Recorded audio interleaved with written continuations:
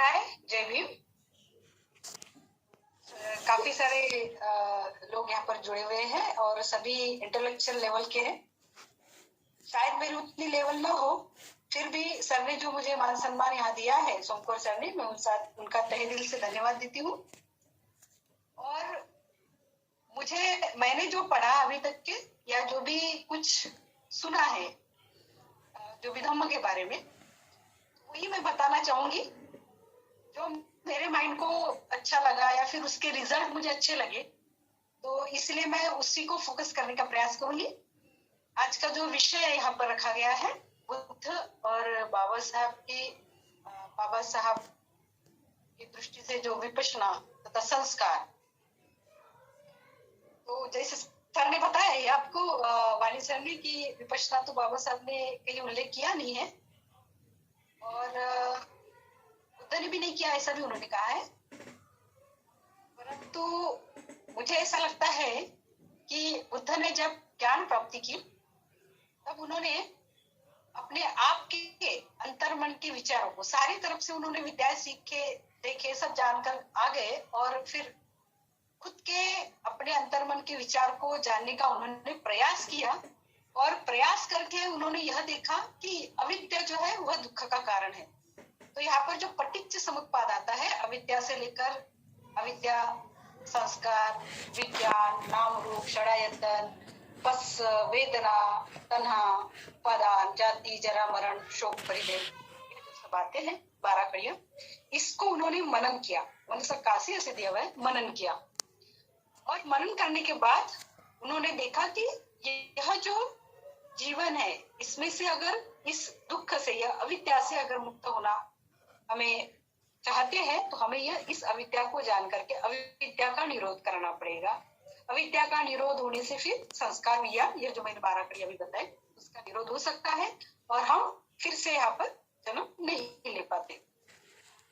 यह जब उन्होंने सत्य का ज्ञान, उनको वहां सम्यक संबोधि उनको प्राप्त हुई, और यह सम्यक संबोधि जब प्राप्त हुई, उसके बाद उनको लगा कि यह जो मैंने ज्ञान प्राप्त किया है, ये लोगों के पल्ले पड़ेगा या नहीं पड़ेगा।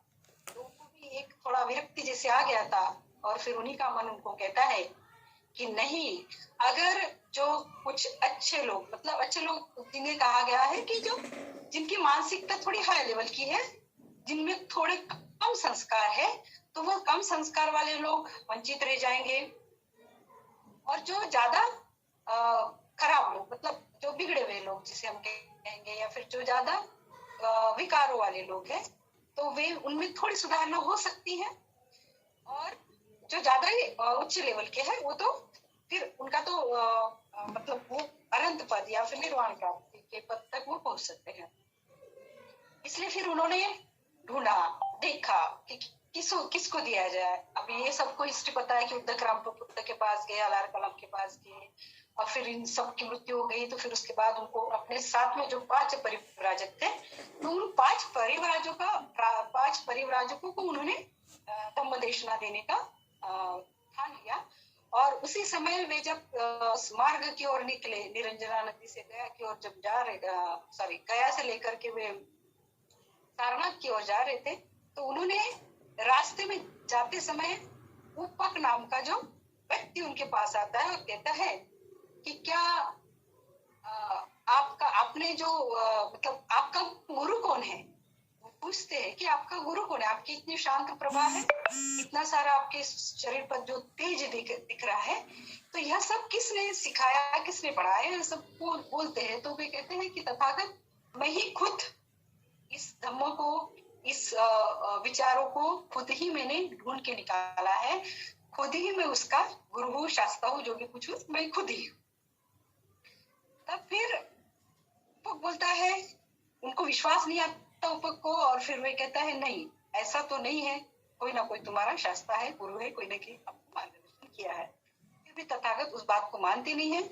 और फिर उपक जो कहता है कि यह जो सच्चाई है, यह मैंने खुद जानी है, खुद परखी है। और तब उनको यह बात समझ में आती है, तो वह भी उनके अनुसरण हो जाता है, मतलब उनको वो अनुमोदन देता है। और फिर आगे चल करके वे फिर अपने रास्ते में जो पंचवर्गीय भिक्षु, पंचवर्गीय भिक्षु होने के रहते हुए 5 पांच परिव्राजक जो है वे उनको मिलते हैं, और जब उनको मिलते हैं तो वे कहते हैं कि यह जो सिद्धार्थ है यह हमारे साथ में जब था तो इसने काया क्लेश छोड़ करके यह खाने पीने लग गया है और मस्त जीवन जी रहा है। इस तरह से उनकी जो मानसिकताएं थी उसकी वजह से उनको छोड़ के जो गए थे 6 साल की तपश्चर्या के बाद, तो उनको लगा कि यह जो मार्ग इन्होंने अवलंबित किया है तो ये कुछ ठीक नहीं है, इसलिए हम इनका मान सम्मान नहीं करेंगे, उनको कुछ भी हम नहीं देंगे और कुछ भी मतलब ये नहीं करेंगे। तो यह सब विचार उनके मन में उत्पन्न होते हैं। तब जैसे जैसे तथागत उनके पास आते हैं और पास आती उनका मैडम आप टॉपिक पर आइएगा, टॉपिक पर उसी पर आ रही हूँ, धीरे धीरे आ रही हूँ उसी पर। इसको बहुत ज्यादा समय ये सब तो लिखा हुआ है। पीपल नो जी। हाँ ठीक है। तो यह सब देख करके फिर उनको भी धम्म की देशना दी और फिर उनको चार सत्य का मार्ग बताया, और जब उनको चार सत्य बताए या फिर ये साहित्य पाली साहित्य में लिखा हुआ है, तो यह सब देखते हुए पांचों लोग अनंत पद को प्राप्त हो गए, एक क्षण में प्राप्त हो गए। तो मुझे इसमें से कहना क्या है, जो तथागत ने उस पेड़ के नीचे जो मेडिटेशन किया, ध्यान भावना किया, और उसी को समझ करके फिर लोगों ने ये तो बर्मा में पहले सिखाया गया, यहाँ से जो बर्मा में जीवित थी कृष्णा, वहां पर उन्होंने सिखाया और वहां से जाकर के फिर गोयंका गुरु जी ने यहाँ पर लेके आए। तो यह मतलब मैं ये नहीं कहती हूँ कि यही सच्चाई है, पर मेरे जो पढ़ने में आया है तो ये इस तरह का है। तो उन्होंने वहां से सीख कर आने के बाद उनको लगा कि यह तो यही की विद्या है, यही बुद्ध ने ढूंढ के निकाला था, और यही के लोगों को ये बात पता नहीं है, उसका पूरा ह्रास हो चुका है। तो इसलिए फिर उन्होंने यहाँ पर पुनर्जीवित करने का प्रयास किया। जब उन्होंने विपश्यना यहाँ पर बताई, तो विपश्यना का जो मर्म है, जैसे विशेष रूप से जानना, पश्यना यानी देखना, तो ये पाली के जो शब्द है विपश्यना है ना, तो इसमें इंग्लिश के इसमें नहीं दिखता हुआ शब्द, परंतु हिंदी मराठी के जो शब्द है उसमें 4 जो बताए गए हैं, चित्तानु, वेदनानु और धम्मानुपස්සना, कायानुपස්සना, ये दिखते हैं शब्द। तो ये ट्रांसलेशन जो होते रहता है उसमें फिर सभी के अपने अपने व्यूज बदलते रहते हैं, उसको रखने का तरीका बदल जाता है, और उसको रखने के बाद फिर वे उसको समझ करके अपने अपने हिसाब से वो बताते हैं। परंतु जो लोग अभी जैसे बाबा साहब ने हमको आधुनिक समय में 22 प्रतिज्ञाएं दी, यह क्यों देने की आवश्यकता हुई? क्योंकि जो समाज था वो पूरा अंधश्रद्धा कर्मकांड में था, और 22 प्रतिज्ञा देने के बाद भी उसका फॉलोअप नहीं होता, उसका इम्प्लीमेंट नहीं होता। तो यह इम्प्लीमेंट नहीं होता, परंतु जो लोग 10 दिन शिविर करते हैं तो उनमें यह पूरी 22 प्रतिज्ञाओं का पालन होता है। जैसे हम देखते हैं कि ये जो पहले देवी देवता के बारे में पहले जो दिए हैं प्रतिज्ञाएं 8 तक के 9 तक के जो दिए हैं, तो ये 6 तक के दिए हैं, तो यह वहां पर होता ही नहीं है। उसके पश्चात जो दिया है 10 पारमिता अष्टांगिक मार्ग, तो यह अष्टांगिक मार्ग वहां पर सिखाया जाता है। 10 पारमिता का भी हम वहां पर पालन करते हैं, मतलब पालन हो जाता है, और जो 5 शील है वो भी पूरी तरह से अच्छे से पालन हो जाते हैं। और बाकी के भी जो है सब धम्म वगैरह, ये मेरा नया जन्म हो रहा है, मतलब हम अपने आप को जानने लगते हैं, ढूंढने लगते हैं कि मेरे में क्या दोष है, क्या विकार है, तो ये निकालने का प्रयास किया जाता है। उसमें जो 10 दिन हमारे जाते हैं, तो यह जो 22 प्रतिज्ञा जो हम दैनंदिन जीवन में नहीं फॉलो कर पाते, तो वहां पर 10 दिन तो हो ही जाते हैं। अगर वह करने के बाद हम अच्छे से कार्यरत रहते हैं अपने कार्य के प्रति, अपने जिम्मेदारियों के प्रति, अपने जो भी लायबिलिटी है उसके प्रति अगर हम सक्षम हो जाते हैं, तो उसके रिजल्ट भी वैसे मिलते हैं, मतलब मिले हैं, मुझे भी मिले हैं और हमारे घर में सभी को मिले हैं। और इसीलिए उसका जो इम्पैक्ट है, और उसी की वजह से मतलब जब मैं 17 इयर्स की थी तब मैंने एक 10 डेज कोर्स किया था बिफोर मैरिज, और तभी मेरे मन में इसी उत्पन्न हुई भावना कि यह धम्म का मार्ग तो बहुत अच्छा है, और इससे मुझे तो मेरा तो कल्याण हुआ है, पर मैं बाकी लोगों को बताऊं तो उनका भी कल्याण होगा।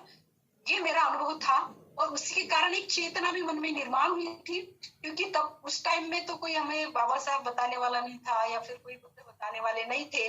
और जो भी लिखित था, और इतना समाज भी हमारा पढ़ा लिखा नहीं था, और जो पढ़े लिखे थे उन्होंने काम भी नहीं किया था। तो ये कोई पता, सिर्फ पिक्चर दिखाना और फिर डीजे विजे ये सब नाच गाने करते, यही सब करते थे 14 अप्रैल बुद्ध जयंती को। तो उसका प्रबोधन, मानसिक जो प्रबोधन था वो नहीं होता था। परंतु मुझे शिविर करने के बाद अच्छा पॉजिटिव मुझे रिजल्ट मिला, और उसी के कारण मेरे मन में जो चेतना उत्पन्न हुई, जो सकारात्मक पॉजिटिविटी जो क्रिएट हुई, और धम्म के बारे में जो आस्था उत्पन्न हुई कि नहीं, यह धम्म कितना कल्याणकारी है, लोगों तक जाकर बताए। और इसलिए मैंने फिर वह करने लगी, परंतु मैंने उसका कोई भी अतिरेक नहीं किया, क्योंकि मैं मेरे काम जो है वो प्रॉम्प्ट से करने लगी। बहुत अच्छा मेरा मतलब फैमिली का भी इम्पैक्ट अच्छा हुआ, समाज पर भी इम्पैक्ट हुआ, और उसी की ऊर्जा लेकर के मैं आज पूरा संडे, पूरा दिन भर संडे जो रहता है पूरा धम्म के इसमें जाता है, लोगों को प्रचार प्रसार करने में जाता है। और उसमें मैं जो धम्म के संस्कार जो है, शील का मार्ग, सदाचार का मार्ग है, या फिर 10 पारमिता का जो मार्ग है जहां से हमको जाना है, तो वह मार्ग भी मैंने बताने का प्रयास किया। तो लोगों के रिजल्ट जो है वो मिले, एक भाईचारा निर्माण हुआ। हम देखते हैं कि एक अगर संगठन निर्माण होती है तो उसमें बहुत सारे गठबाजी हो जाती है, परंतु यह जो हमने 15, 20, 16 साल हो रहे हैं इस कार्य को हम कर रहे हैं, धम्म आपल्या घरी, घर घर में जाकर जो धम्म का प्रचार प्रसार करे, उसमें एक भी आपको कहीं भी इसमें गट हुई है या इसमें ऐसे दूसरे लोग ये करे, ऐसा कुछ हुआ नहीं है। वो तब से संगठन जुड़ते ही जा रहा है। जो 20-25 लोगों से हमने ये कार्य शुरू किया था, तो पूरे नागपुर में कहीं जगह जगह पर अपना ये कार्यक्रम शुरू रहता है। एक भी दिन मतलब उसमें ये नहीं गिरता, गैप नहीं हो जाती है। और इसके कारण क्या हो गया कि लोगों में भाईचारा बढ़ गया, काफी हद तक भाईचारा बढ़ गया। और ये व्हाट्सएप, अभी लॉकडाउन था तो व्हाट्सएप के इसमें भी हमने जो यूट्यूब चैनल शुरू किया, ताकि लोगों को धम्म से दूर न जाए, बाबा साहब के विचारों से दूर न जाए। और इसलिए उनको लगा रहने के लिए जो आदत बाबा साहब ने कही थी कि तुम हर रविवार को धम्म का श्रवण करो, और वो संस्कार हमारे कई हम भूल जाते हैं, क्योंकि हमको बचपन से ये मिला नहीं है। और जब हमको समझ आई तब हम खुद अपना अभ्यास करके लोगों को बताने का प्रयास करते हैं। तो हमारा जो माइंड है तो फिर से भौतिक मतलब आध्यात्मिक की तरफ से, मतलब धम्म का श्रवण करने में कम, परंतु बाकी इसमें ज्यादा इन्वॉल्व हो जाता है। और फिर हम अपने जो लाइबिलिटीज है या फिर अपनी कर्तव्य जो समाज में नहीं कर पाते, तो लोगों को जोड़े रखने के लिए हमने यह यूट्यूब चैनल शुरू किया। ये लॉकडाउन में 2 साल हो गया अभी ये अप्रैल में 2 साल हो जाएंगे उसको। तो उसमें जो हमने धम्म देशना दी है, तो वो धम्म देशना जो दी है उसमें 1 घंटे का पूरा ये रहता है। उसमें वंदना लेते हैं, उसके बाद 10 मिनट्स का आनापान लेते हैं, और उसके बाद में फिर हम जो धम्म पद की गाथाएं हैं उसका पूरा अर्थ समझाकर बताते हैं, और उसको किस तरह से हमें अपने इसमें इम्प्लीमेंट करना है वो भी बताते हैं। और उसके बाद मैं एक ये लेती हूँ, जातक कथाएं हैं जो बताए गए हैं, तो उसकी कुछ मॉरल, मतलब बच्चे जो है हमारे, उनको भी कथा के माध्यम से धम्म समझे, इस तरह से हम वो भी उसमें बताते हैं। और लास्ट में जो है जो मंगल मैत्री करते हैं, तो ऐसा 1 घंटे का वो पूरा प्रोग्राम रहता है। तो इस 1 घंटे के प्रोग्राम में मतलब इसमें निरंतरता रखने के कारण सारे नागपुर के जो हम बैठक लेते थे वो तो लोग जुड़े ही, परंतु धम्म आपल्या घरी के हिसाब से फिर उसके बाद में कई लोग ऐसे व्हाट्सएप ग्रुप से जुड़े हैं। तो ये व्हाट्सएप ग्रुप अभी जो हमारे हुए 67 ग्रुप हुए हैं धम्मा पीडीएफसी चैनल के। तो उसमें जो एक ग्रुप में आप देखते होंगे कि 252 लोग होते हैं, 53 लोग होते हैं। तो यह जो एक एक ग्रुप में तो ऐसे 67 सिर्फ बीडीएसपी संघ के मतलब बनाए हुए हैं। और वह जो लोग हैं अभी इतना टोटल अगर हम करते तो 20,000 लोग ये चैनल से जुड़े हुए हैं अभी। तो वो पूरे ऑल ओवर इंडिया में गया है। तो उसमें जो हो सकती है किसी को कोई बात नहीं भी जचे, और किसी कोई बात जचे तो जना है वो लेना है, जो नहीं पड़ता है वो दूर रखना है। परंतु बुद्ध की जो मैत्री है, जो करुणा है, जो शांति है, यह सब बातें क्रांति भी बुद्ध ने की, उस तरह की क्रांति भी हमें करना है। तो यह जो क्रांति शांति या बुद्ध की मैत्री इस स्प्रेड करके यह अपने ही प्रति नहीं, सारे समाज के प्रति, क्योंकि ये मानवता का धर्म है। यह